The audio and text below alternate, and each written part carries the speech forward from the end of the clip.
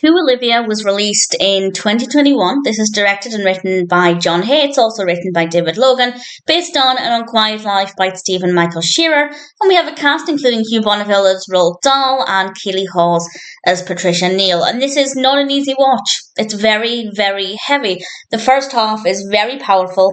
The second half of the film maybe isn't the most interesting, but it's still worth watching. And it's basically about what happens between Roald Dahl and Patricia Neal and their marriage and their family life after the loss of their little girl, Olivia. In the film, she dies quite early on, and it's very challenging. And after that, it's very, very heavy.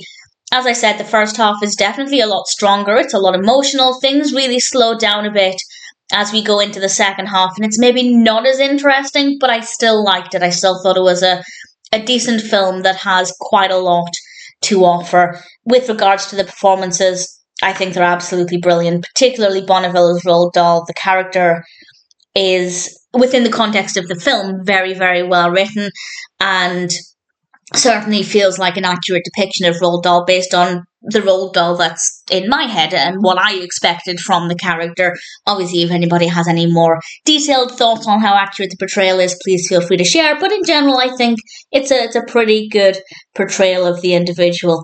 And I don't want to say too much more about the specifics, but I will say that it's not an easy watch, but it's absolutely worth it. It's maybe a little longer than it needed to be, largely just because I do feel like the second half is quite slow. And the film is about an hour and 40 minutes.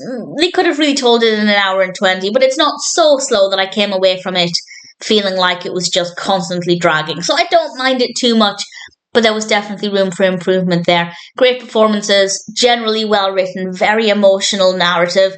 Visually gorgeous. We have a lot of beautiful, stunning scenery. I'm not 100% sure where it's filmed, as that information isn't on IMDb as far as I can tell, but we do have some really beautiful locations. So I'm happy to recommend it.